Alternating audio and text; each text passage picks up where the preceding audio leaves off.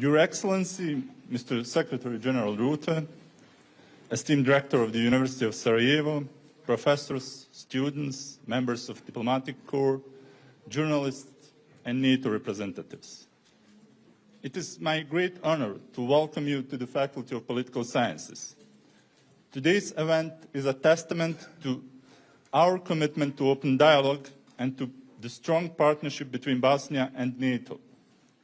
We deeply appreciate Secretary General Rutte's leadership and engagement, especially at a time when security challenges require unity, determination, and strategic foresight. While public opinion in Bosnia-Herzegovina may differ on certain aspects of NATO integration, a clear majority firmly supports the country's Euro-Atlantic path. NATO has been a key pillar of peace and security here, playing a decisive role in ending the war and securing the Dayton Peace Agreement. The alliance's continued presence remains essential in preserving that peace, especially now when we are witnessing deliberate attempts to undermine the country's constitutional order and push Bosnia toward instability. At this critical moment, NATO's engagement is more important than ever. The recent opening of NATO's political cell in Bosnia is a significant step in strengthening cooperation and institutional resilience. From the outset, this office has demonstrated remarkable activity, reinforcing the alliance's commitment to supporting Bosnia in maintaining stability. Any threat to the peace and security of Bosnia is also a challenge to NATO's credibility and a direct risk to member states that share borders with our country. Instability here could have a domino effect on the wider region, affecting not only our immediate neighbors, but also the broader Euro-Atlantic security framework.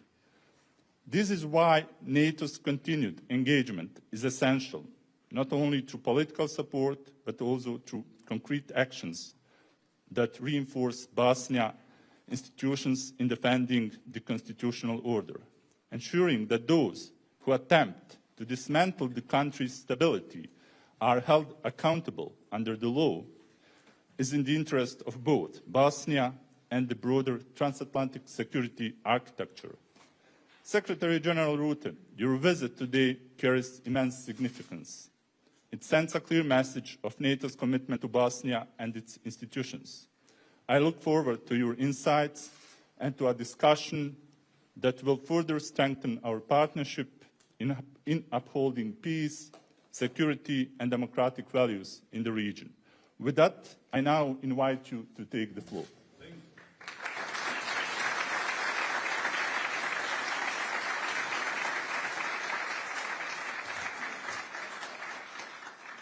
Well, thank you, Professor Trusalo. It's great to be back in Sarajevo and to see the students from the university, as well as, I believe, from Mostar and Istočno Sarajevo. So, welcome to you all. Sarajevo is a beautiful city at the crossroads of cultures, where the past and the present come together. As a student of history myself, I've always been fascinated by this region's really complex past. And as a politician and a pragmatist, I'm excited about your prospects for a brighter future. I visited Bosnia-Herzegovina just over a year ago, together with my good friends, Commission President Ursula von der Leyen and Croatian Prime Minister Andrej Plenković. And I was here then in a different capacity as Dutch Prime Minister, and of course with a different mandate, to urge your political leaders to press on with the reforms necessary for the EU accession negotiations. But my message was the same. This country has an historic opportunity to set aside all differences and seize new possibilities. New possibilities that will put you firmly on the path of peace and prosperity, and allow you, the next generation, to flourish here in the heart of Europe. During my last trip, I visited the Memorial Center in Srebrenica. And I met with the mothers and sons who will never know that promise of a brighter future. It was a deeply moving experience and a tragedy that forever connects your country and my country. But while war defined your past, it should not determine your future. This year we mark 30 years since Srebrenica and 30 years since the Dayton Peace Agreement ended a conflict that cost over 100,000 lives across all communities. Dayton might not be perfect, but it remains the cornerstone of peace in Bosnia and Herzegovina. And it must be respected by all sides. Through IFOR and SFOR, and now supporting the EU's Operation EUFOR Althea under the Berlin Plus arrangements, NATO has been with you every step of the way. We are working together with you to build a stronger defense and security sector and to modernize your armed forces in line with NATO's high military standards, including through our defense capacity building projects and your participation in NATO exercises. Because security creates the conditions for your economy to grow and for all citizens of Bosnia and Herzegovina to prosper. Our NATO headquarters in Sarajevo and our newly established, as you said, Professor, political cell also support your reform efforts. NATO and the European Union complement one another. Reforms that your country implements through its partnership with NATO can help you on your EU path. But unfortunately, we have seen a rise in dangerous rhetoric and political infighting.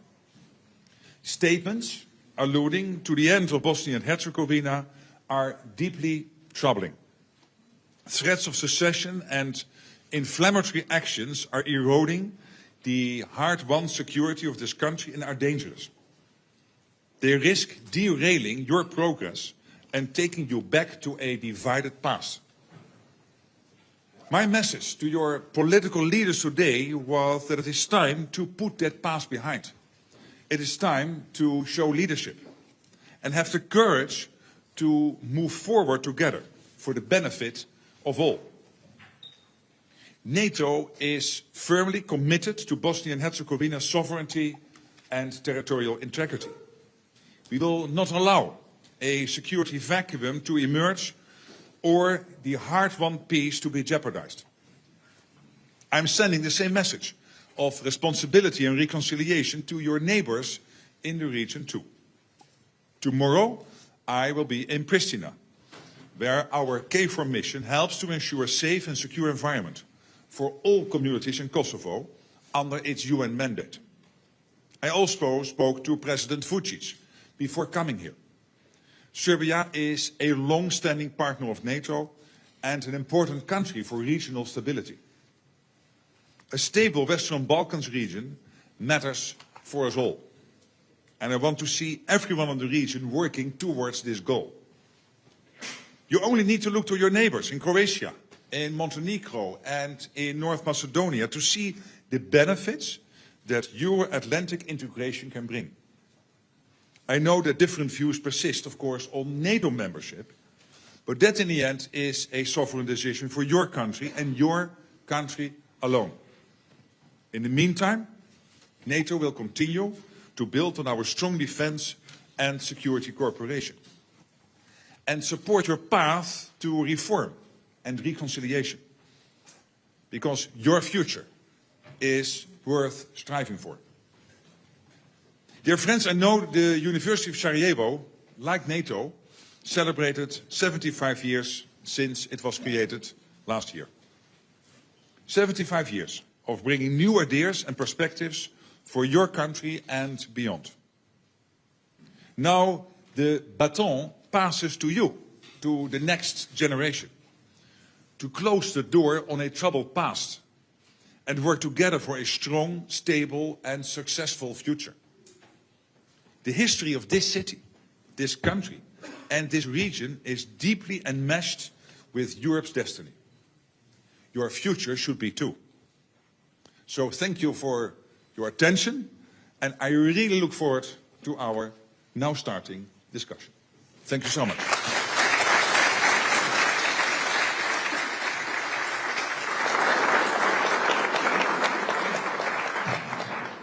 To use the time efficiently, we will open the floor to the students' questions. So, please.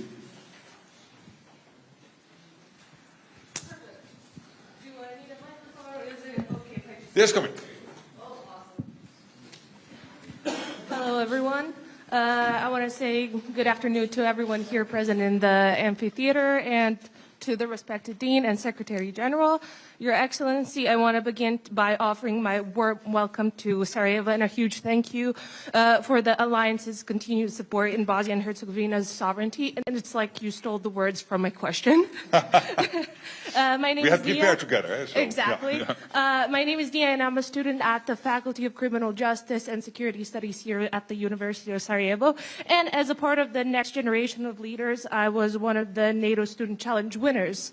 And Very good. speakers at the...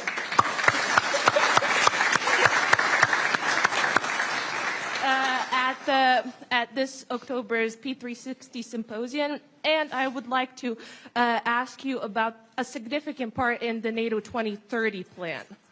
Perfect. 2030 plan. Amongst global threats and emerging challenges in security, the plan addresses the importance of younger generations in the process of decision-making. So in what ways do you see NATO collaborating with local governments in the Western Balkans to involve young people in security and defense efforts, helping them see themselves as a key contributor to regional peace? Thank you. Very good question. One more. First of all, good afternoon, and thank you for your time. Thank you for visiting Bosnia and giving us the time that we actually need right now. So, considering the escalating political crisis in Bosnia and Herzegovina, particularly the actions of Milorad Dodik, to effectively erase state competencies in the territory of entity Republika Srpska, how does NATO plan to respond to ensure stability and prevent further escalation? Well, to start with the first question, of course, in NATO, we are working with many young people. When you would come to Brussels, maybe you've been at the headquarters, there are many young people working there, and it is really important. I'm so happy to hear that you are so motivated to do this, also studying at this wonderful institution. So we need young people to get involved, and security, our collective defense, it is worth striving for and spend time on. And we cannot leave this to the senior generals or to the senior older politicians. We need the young people to really step up. And by the way, I hope that you will live by the creed of saying sorry afterwards and not always asking for permission at the beginning, because that is important. Otherwise, nothing changes. So try stuff and push the boundary, push the envelope, and I guess you will. So thank you. And on the Dodik question, I already this morning had a press conference, and I made all the statements about us supporting the territorial integrity, the sovereignty. We will not accept a security vacuum. We want to work with Bosnia-Herzegovina to really further the NATO Bosnia-Herzegovina Security Cooperation, of course. And we call upon all people here to accept, when state institutions come to certain verdicts, to accept them, including upholding the office of the High Representative and the Dayton Peace Agreement. Having said that, this is not the whole answer, because there is more, and that's what I also very much stressed this morning, and that's about leadership. Because I know that some senior politicians here are irritated by the office of the High Representative, so you can endlessly debate it. But why have stuff coming there? But why not solve it before it gets to the High Representative? Because then you really take the power of this country back in your own hands. And this was basically my challenge to the Troika, the senior, the presidency, the three members of the Bosnia-Herzegovina presidency, saying, well, I know you are hugely divided on many issues, but you are the only show in town. Because you can point to whatever direction, but you have to do it. And I know them all three very well, or two of them very well, the chairwoman And the Bosniak member, the Croatian member, I've met a couple of times, but they all three, I think, have what it needs to do it. But then you have to sit together, you have to dialogue, and you have to take this country forward. That's really crucial. And don't delegate this to a high representative. And when you ask me, of course, I will uphold that office. I will fully say that I am behind it because it is an integral part of what we got out of Dayton. But it cannot be the whole answer. So stop quarreling was my message and start taking the leadership of this country in your own hands. And I think the three of them could do that. So I hope they will. It's really important because we are at a quite vital juncture now in history. Okay, thank you. Okay. Sir. I think it's working. Hi. Yeah. Welcome to Sarajevo.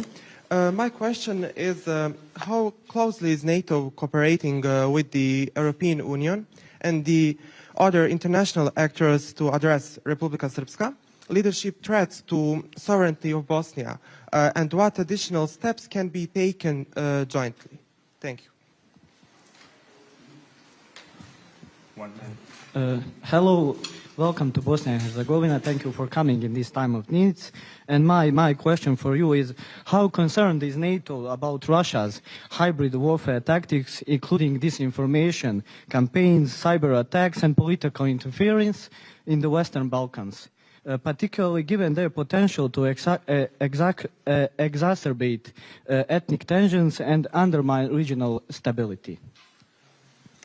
Well, thank you for both questions. On the first one, NATO is not here particularly looking at Republika Srpska. We are here to help for you guys in Bosnia and Herzegovina to build the armed forces, to get things going, and to support, of course, what the European Union is doing here. But it is not particularly geared towards Dodik or Republika Srpska or whatever. Of course, we are worried, and that's why I'm saying we cannot have a security vacuum in Bosnia Herzegovina, and we need for leadership to take responsibility. On the second question, this is a broader issue, not only the Western Balkans. And we have had a huge debate in NATO about this whole issue of hybrid threats, which I think sounds a bit cuddly. And these are not hybrid threats when you look at what happens all over Europe, not only Western Balkans. The cutting of undersea critical infrastructure in the Baltic Sea, the assassination attempt of the CEO of Rheinmetall, the undercutting by cyber attacks of the National Health Service in the United Kingdom, the jamming of commercial planes on the eastern flank of NATO.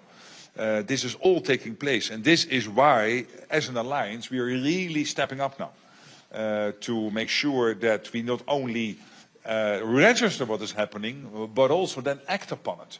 And that can be sometimes in an asymmetrical way, it can sometimes be direct. But for example, what we have now done in only 6 or 7 days, we brought together this Baltic Sentry mission in the Baltic Sea. After, on the 25th of December, this undersea sea cable was cut between Finland and Estonia. And we had a summit meeting early January on this. And here the interesting thing about NATO is that it can be sometimes a bit bureaucratic. But I found out that when the Supreme Allied Command of Europe launches something which is called an activity and not a mission, that we don't need 32 countries to approve. So from now on, we will only have activities and no missions. No, I'm kidding. But this one was really successful because it was brought together in only 6 or 7 days. It was under his remit. He could organize this, and I fully applauded it because we have to react faster, and the Russians hate it. All the evidence we are getting is they hate it because they see this, the EC, the Baltic Sea, whatever you call it. They also see it as their sea, which is logical because, of course, St. Petersburg is also... that port is also connected, of course, to the Baltic Sea. But it's not only their sea, it's also our sea. And when ships from the Shadow Fleet are cutting critical undersea infrastructure, we have to act. And that's what we're doing now. So this is an example of how we have to do this. Yes, Western Balkans. Yes, sometimes hybrid threats, sometimes all these kind of campaigns. But it is happening all over NATO territory. And we have really to get a grip on this, and we are doing it now. Thank you. I should look at you. No, at you. This was your question. Yeah, two of you. Yeah.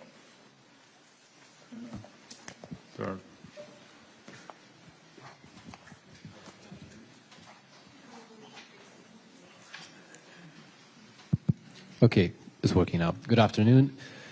I would like to stay relatively on topic with the cyber threats question. There's recently been an AI summit in France where the EU has pledged about 150 billion, correct me if I'm wrong, to AI development. Following that, France has pledged an even greater amount of money in an AI program of their own. And after the two events, J.D. Vance has stated that the United States are planning to remain a leader in... J.D. Vance has stated that the United States are planning to remain a leader in the AI development. So my question is a two-part question.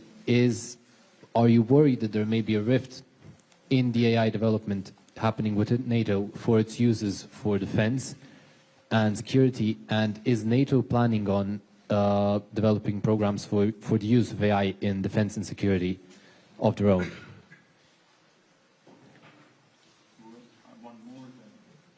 Okay, good afternoon. I hope that you will enjoy staying in Bosnia and Sarajevo, regardless of the topics that you are for in Bosnia. My question is, during recent NATO meetings, you stated that Ukraine must negotiate from the position of strength. So how would a potential peace settlement perceived as favorable to Russia influence nationalist and separatist movements within Bosnia and Herzegovina?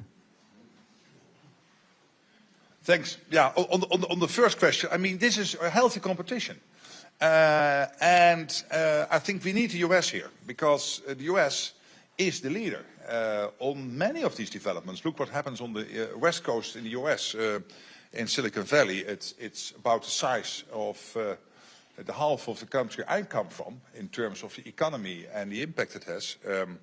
About $500 billion economy there in Silicon Valley, in the Bay Area, so around San Francisco. And so much of all of this innovation and entrepreneurship and the startups, some literally still starting in the attic of the garage, as we think of this, and in an almost romantic way. But this is still the United States.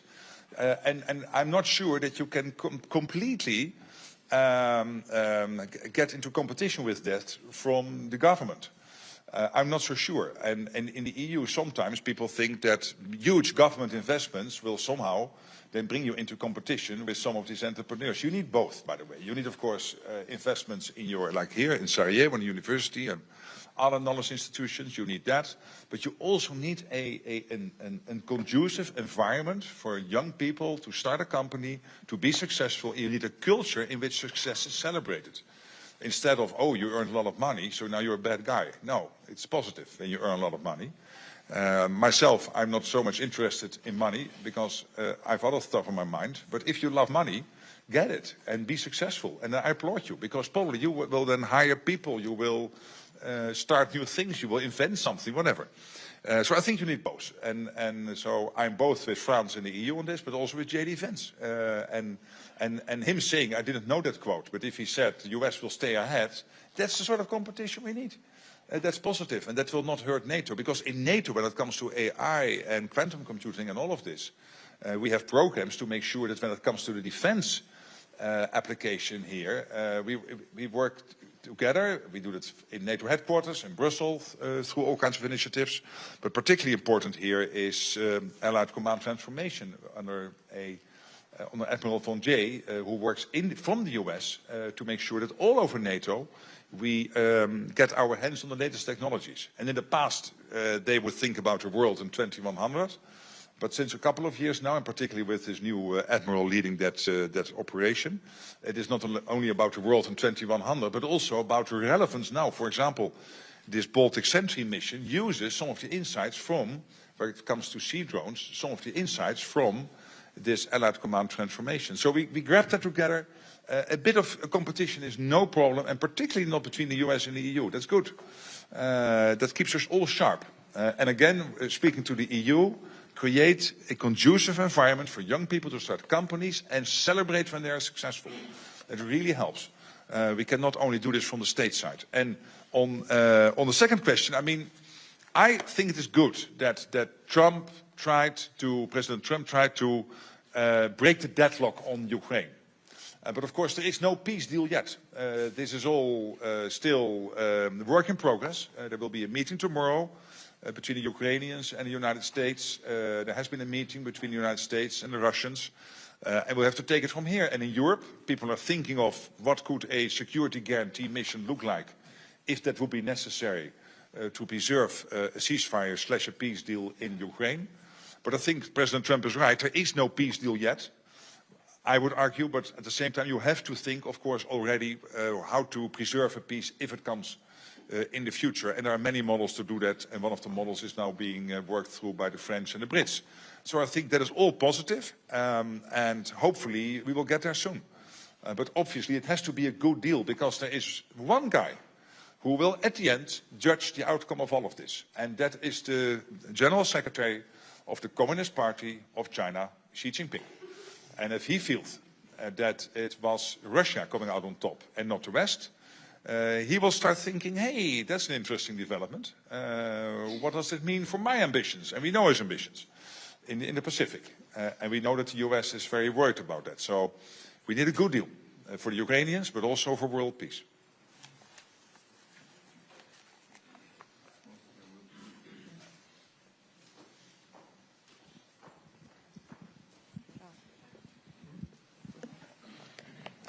My name is Ayla, and first I would like to thank the faculty's management for providing students lectures. Speak louder, a bit louder.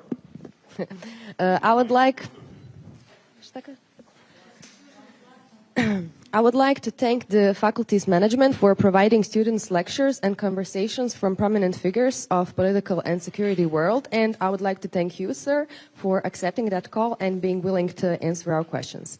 So given the recent political crisis caused by Milorad Dodik's successionist moves in Republika Srpska, how does NATO see its role in safeguarding Bosnia's territorial integrity, especially if internal destabilization is encouraged by external actors like Russia? Thank you.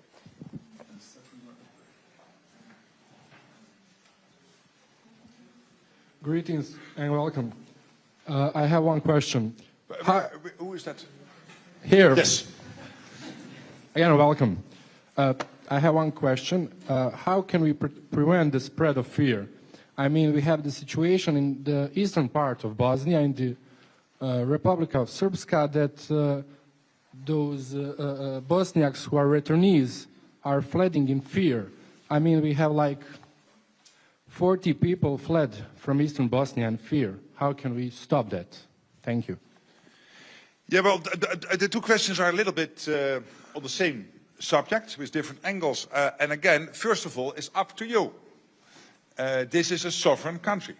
So it's up to the Bosnian leadership to deal with this. And that was my message this morning, because I am always a bit amazed, sometimes a bit puzzled, that when you speak to senior Bosnian-Herzegovina politicians, that they start to question you about Dayton, yes or no, about the High Representative, yes or no. And my reaction always is, hey guys, if you don't like it, take things in your own hands as a collective. And that's why your presidency has been well designed, because you have the three big groups here in Bosnia-Herzegovina represented in the presidency as it is currently organized. But that means moving from commenting on things to taking leadership. And they can. I mean, as I said, I know them all three, so why not? And it means dialoguing. It means sitting together. My country was built.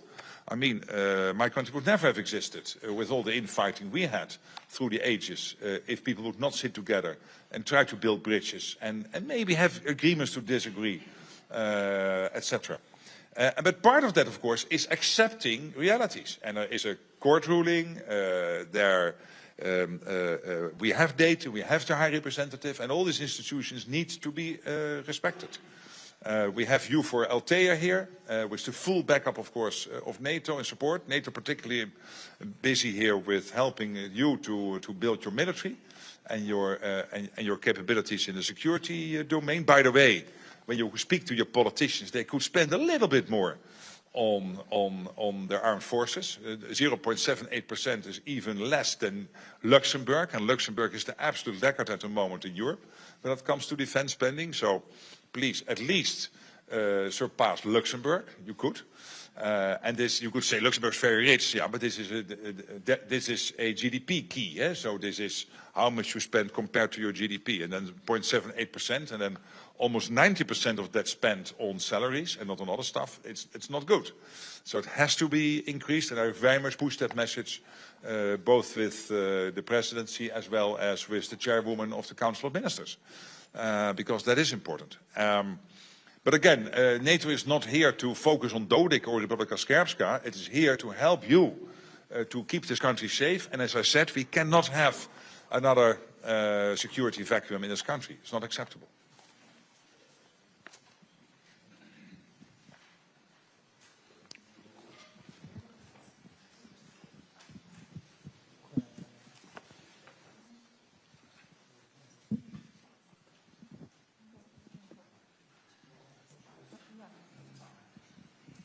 So, hi, hello, can you hear me?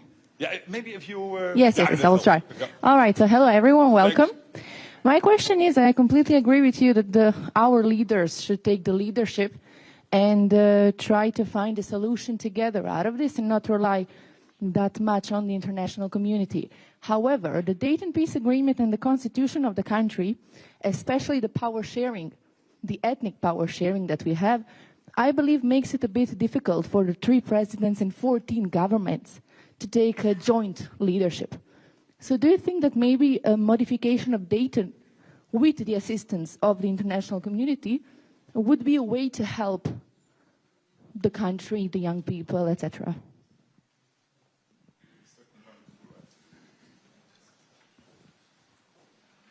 Hello once again. Thank you for visiting our faculty and our country. Let's say I'm a future Bosnian politician and you are my political advisor. How would you advise me for my country to enter NATO when I have half of the country who doesn't really like NATO? Thank you. Well, I'm not sure that even I then will be able to solve that. But to that second question, and by the way, thank you all for being so extremely welcoming, and thank you for being here again. It's really a wonderful opportunity, this exchange.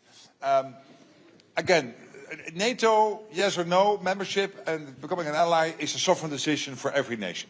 So in the end, you've got to somehow solve that. And if you understand that you will be in favor, so let's assume you are the senior politician here, it means dialoguing with your colleagues. And by the way, when you do not agree yet on exactly the outcome, design a roadmap. And the nice thing about NATO and Bosnia-Herzegovina is that we have a roadmap. Maybe not officially declared, but when you look at it, we now have an agreement on the reform program 2024. We hope to have an agreement on the reform program 2025 soon. This DCB package, we are working on that. Again, it is not an alternative for more defense spending here, but it helps in other areas. We are working on bringing the relationship on a more secure footing in terms of what is then called an ITTP, is that the right abbreviation? And that is a sort of program which builds on what we are doing so far, but much more detailed. And we have that with many countries, so that's all happening. And that's exactly what I said this morning. We might not agree on yes or you might not agree yes or no NATO membership, becoming a full ally, but we do agree both on practical steps going forward. And then sometimes when you do that, you think, hey, this is great, we should have more of this. Well, if you want even more, you have to become a member. That time comes, not yet, but at a certain time you would say, yeah, we now have the full deal. Why not become an ally? And that's also to the other question on Dayton. I think if you look in the 50 or 100 years, you probably would not have Dayton as it is now. Probably you have made changes to it. But again, you have to do it with the 3 constituent peoples, the 3 big groups in this country together. It's again about dialoguing, and again this could be about a roadmap, if you want to change things. And again, it could start by taking the affairs in your own hands. So not complaining about the High Representative, but not needing the High Representative because you take your own sovereign decisions. But then you need to agree with the 3 groups. And I think that's possible. And the good thing about the design of that Troika presidency is that they all, of course, have their own relations with their own real constituents. So not only constituent peoples, but let's say constituencies. They have those relations. They can dialogue with them. They can move forward. So that's how I would do it. When you do not agree on a roadmap. It always helps. You have to do it step by step. But at least take decisions. And as Tony Blair said, there's nothing... You can take sometimes wrong decisions. The worst thing is not taking decisions. That's the biggest risk. Your voters will always accept wrong decisions. They will not accept not deciding. Can you hear me? Okay, perfect. Sure. Okay. Hello, everyone. Thank you again for coming, sir. I'll just cut to here. Yeah. Sorry, I'll just cut to the chase. You already previously have emphasized the importance of renewing the mandate of EUFOR in Bosnia. My question is, if this renewal were to face any obstacles, like let's say Russia vetoing it, what would be any contingency plans from NATO for security and stability for this country? Is this going to be just reinforcing the existing mission, or it's going to be forming a new one, like stabilization forces till 2004?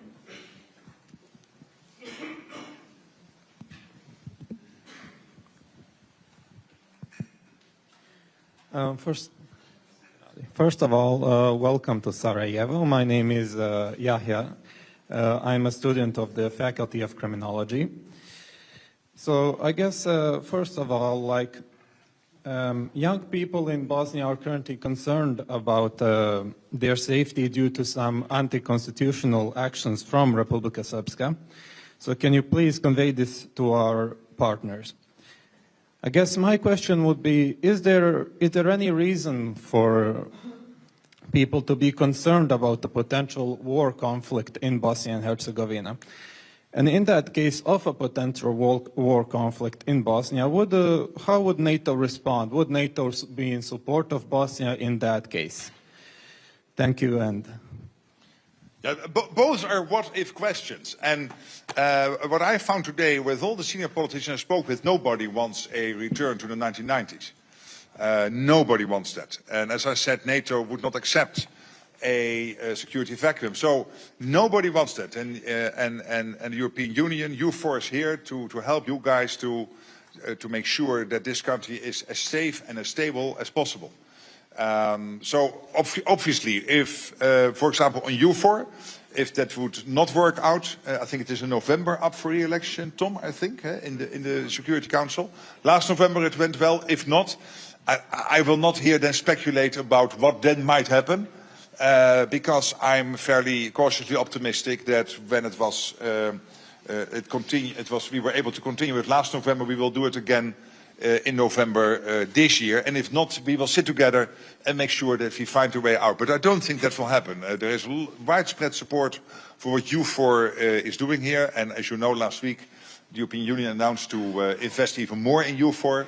And make sure that given the situation, wherever necessary, they would put extra people in. So that's all very positive. So I would not speculate about that. And the same about if things go wrong here in terms of the security situation. Yes, there are tensions now about Dodik, about Republika Srpska, I know.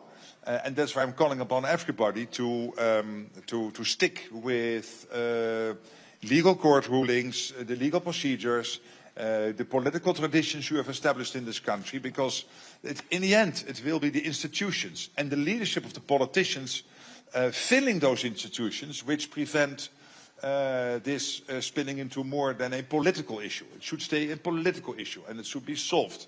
But in the end, I strongly believe that before you come to some international body or to a high representative, that it should be your pride and your wish and your sovereign right, by the way, to decide it yourselves. But then you have to agree with the three groups. And again, I cannot think of a better body than that presidency, which then presents itself to the people instead of presenting their disagreements to the people.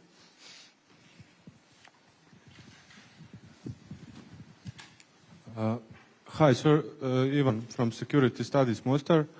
I would like to ask you if event of realization of possibility announced by President Trump about exiting NATO, what would be your vision about life of NATO in future? Thank you.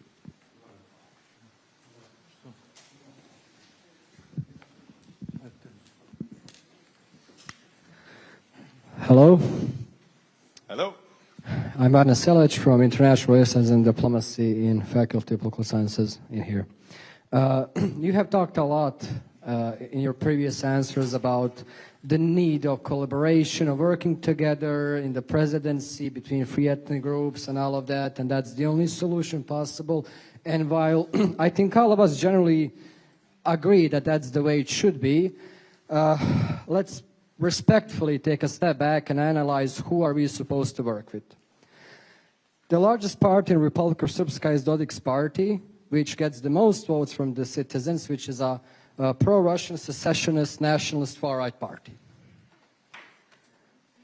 Would you go to Germany and say to their citizens, well, you should work with AfD because, well, you know, you should collaborate? Would you go to Austria and say to them that they should work together with their far-right party? I think when we're speaking about working together, we are either ignoring the fact that we are supposed to work with a far-right party from Republic of Srpska. Do you honestly see a way of doing that? How do you envision that working together in the presidency? I mean, do you really honestly see Željka Cvijanović and the other two members of presidency agreeing? Do you really see the parties in Republic of Srpska agreeing with stuff that is beneficial for the state of Bosnia and Herzegovina? But what is then your solution? Well, currently our best bet is working with the opposition in Republic of Srpska. Arguably, they are not far better, but yeah, that's currently like the best bet, working with anybody that is not Dodik. But you can see that we do still have a problem. But do you think that they will be very enthusiastic to work with you if you talk about them like that? Well, I'm not saying extreme right wing, and even the opposition is worse, etc. You're saying all that. But they are that. I don't know. I'm not an expert, but I don't think it is a good start. But they are that. They are a right-wing party. They are that. I mean, just because, yeah, they are that. I'm not saying anything that's not correct. Now, just because they are not willing to work anyway. We are starting from a supposition that those parties are willing to work for the benefit of the state. Dodik is never going to work for the benefit of the state. So we have already tried that. I mean, those who follow the political situation can see that, for example, the Troika from the Federation, they have tried to work with Dodik. That has also failed. So it's not like we haven't tried the recipe of trying to work together. But that obviously isn't going well. But at the same time, you cannot 30 years after Dayton still leave it to Mr. Schmid from Germany to decide. That's strange. That's not a sovereign country. So I support his position, again, that you don't misunderstand me. I think it is good that the High Representative is here, full support. But in the end, for Bosnian politicians, Bosnian-Herzegovinian politicians to refer to somebody from outside the country is not grown-up behavior. I really don't think that is. And that's why I'm saying you've got to find a way out of this. And you have to organize yourselves. You are all highly versed, very communicative, very well phrased in your questions. So bang on the doors of those politicians and make this happen. And don't hope and stop hoping that somebody outside this country will save you. In the end, I said NATO is committed totally to our relationship. We are committed to your sovereignty and territorial integrity. We will not accept a security vacuum. But having said all that, it would be strange that some outside body would have to deal with this. But respectfully, we haven't created this system. The international community did. Created them so after 30 years. You're the next generation. Some sort of responsibility towards us. created. It is your country. Hey, on the Donald Trump question, he made clear last week 3 times, again, that he is committed to NATO, committed to Article 5. So that's absolutely clear. And we had a meeting last week with the ambassadors in Brussels, and some were worrying and saying, yeah, but can he not be a bit clearer? I said, well, you could also have turned on your television, because he was very clear 3 times last week. Or 2 weeks ago it was, when we had the visits of Starmer, Prime Minister UK, and President Macron, and also the first half hour of the Zelensky visit. He was extremely clear, committed to NATO, committed to Article 5. I was on the phone with him. I hope to visit him soon, and I have no doubt there. US is committed to NATO, but they expect the European side, and by the way also the Canadian side of NATO, to spend much, much more on defense and have a fairer burden sharing, which is totally logical, because we are really funding some of our social programs here in Europe because the US is spending more on defense than we are, and that's not fair. So there is totally right. And when you look at last week, the 1 trillion announcement in Germany, the 800 billion announcement coming out of the EU, the announcement from Denmark, the UK and others, the Czech Republic, Belgium, we are getting there. We are ramping up defense spending, so now we have to produce. That's the next problem, produce enough defense industrial products. Hi, well, once again, thank you for coming here and answering our answering our questions. I have a question considering the United States of America and how much influence the United States of America has on the Western world, especially the Balkans, and the political situation that is currently happening there with Donald Trump taking up presidency. How do you see that political situation affecting Bosnia and Herzegovina?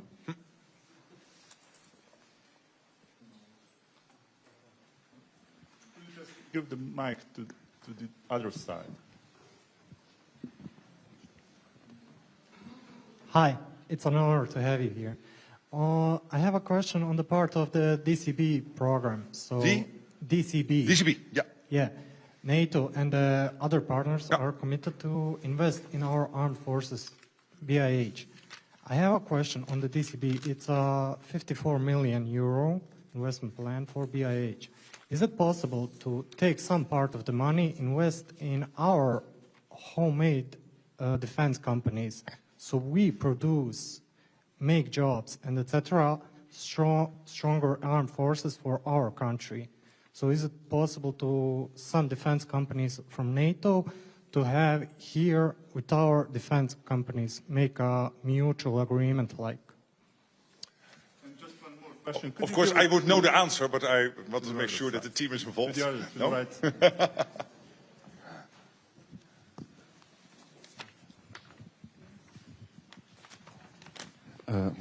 Thank you. Hey, good other afternoon. side of the room. Yes, this side we are ex-students actually. Okay, thank you for coming, and it's really an honor to be here with you. Let me share my biggest concern regarding EU4 actually. Dodik has already proposed that the EU4 should be deployed on the entity line in order to, as he said, prevent a conflict that actually no one is announcing at the moment.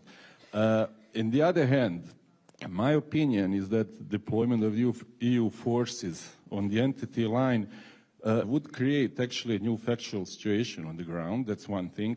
And the other thing is that it could actually protect the secessionism in a one way. And my opinion is that that way we could easily end up here as a Cyprus. So could you tell us what is your position in that hypothetical situation? Should it be bring it that way? It doesn't matter if it's EU4 or NATO. Thank you. Thank you. Well, on the first question, US and Bosnia-Herzegovina, history made the United States the leader.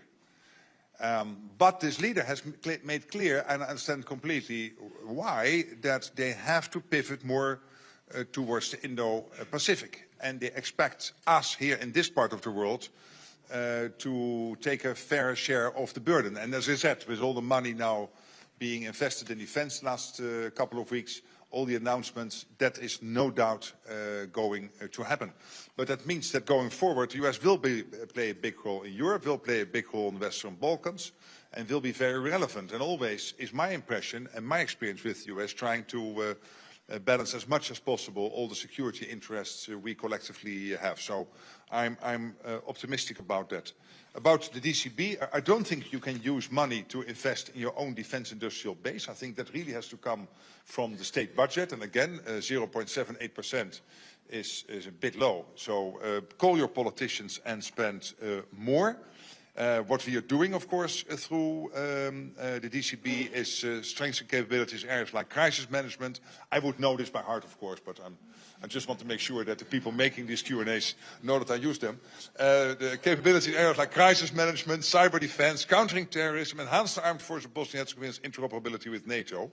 And this year we launched programs of activities in a number of domains, including counterterrorism, cyber defense, air evacuation, military police, and crisis management again. So that's good, but not this is not moving money from one budget to the other. Yeah, then to your question, there's press in the room. It's not a closed session with just a few people where you can start to think of what if, and then what if, and then what if.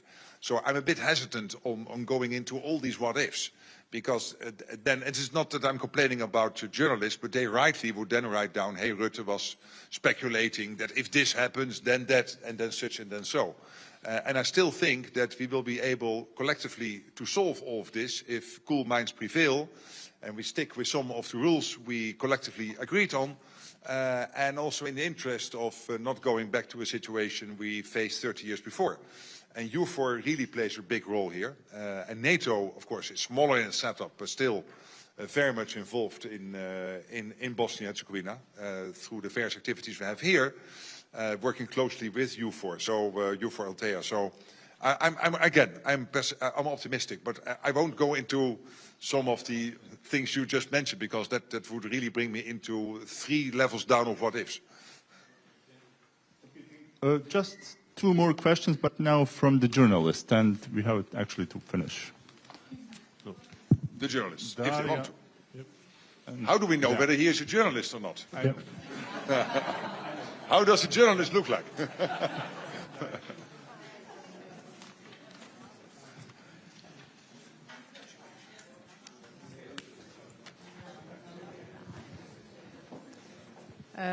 Mr. Rutte, Daria Šito-Sučić, Reuters news agency.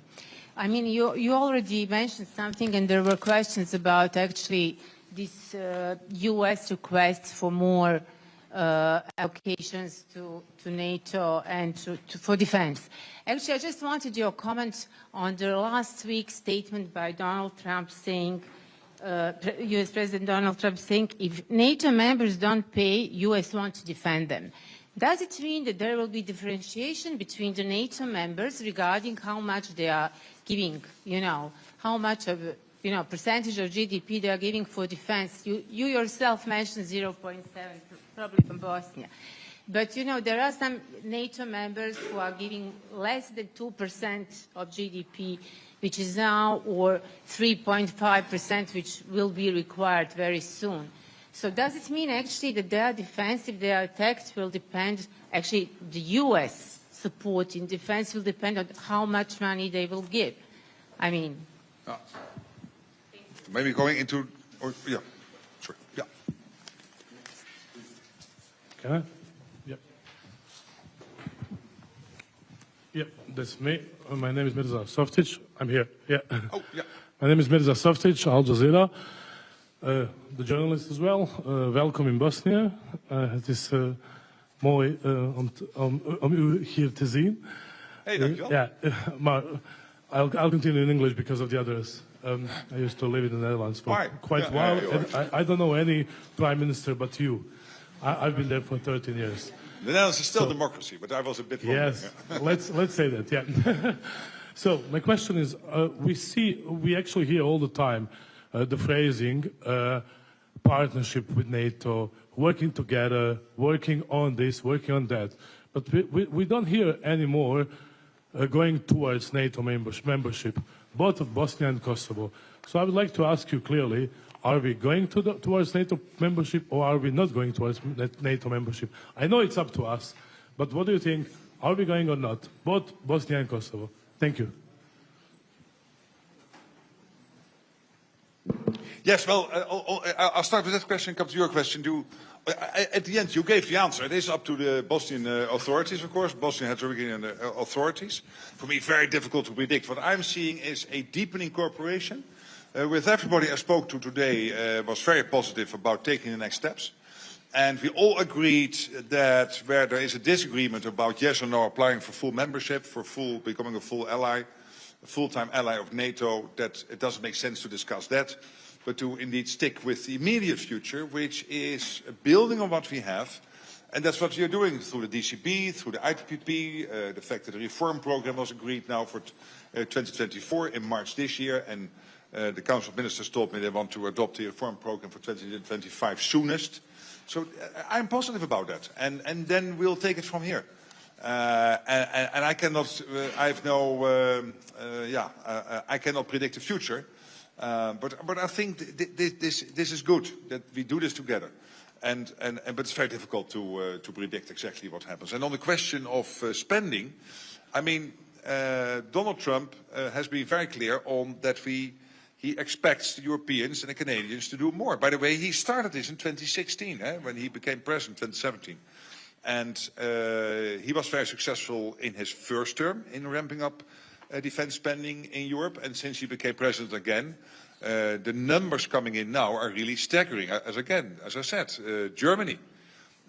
When you look at the announcement the incoming coalition has been making last week, that was more than the Zeitenwende of 2022. It's about 10 times the Zeitenwende. When you add it all up, it is 1 trillion, I believe.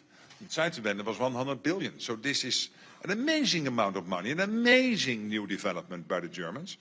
Probably also having a huge impact in positive sense on their economy, because it is not only defense spending, but also infrastructure and all that. I really, the defense part, or the other part, of course, NATO has no position. But I think it is that people will like it in Germany. But the defense part, I really applaud. The European Union, the 800 billion package, agreed in 2 days. It was announced on Tuesday, and on Thursday, the European Council agreed. Well, I know the days when this would take you a year and a half to agree on half of this, and now it happened in 2 days. And again, all the other countries. So he has always been completely clear. We need to spend more because the security situation has changed, particularly now with Putin and Russia ramping up defense production, but also China becoming more and more of an adversary. Look at their navy is now bigger than the US Navy. One of the issues, by the way, Trump mentioned in his State of the Union that the US should start building navy ships again. Yes, and European companies can help. But that means making some changes to the rules in the US, one of the things we are discussing. So this is positive, and the overall defense spending is positive. So, and the ones not on 2%, I told them, I said, you've got to get there before the Hague Summit. Not in 2029 or 2031, you have to do it before the Hague Summit. And I'm happy to see that now, for example, Belgium has said we will be there before summer, and some of the others I really hope will follow. And then we have to decide in The Hague based on an assessment of the security situation, which we are making currently, the so-called capability targets and the gaps coming from that, what the new number should be, and it will be much, much more than 2%. Considerably, I think, more than 3%. But for an exact, precise decision, we have to wait a couple of weeks, maybe 1 or 2 months, and hopefully before The Hague we can get there. But the ones not on 2% really have to get there. So, Mr. Secretary General, thank you for spending this hour with us and for engaging with the students. I hope that your next visit will be under better circumstances here in Bosnia and Herzegovina. Thank you very much.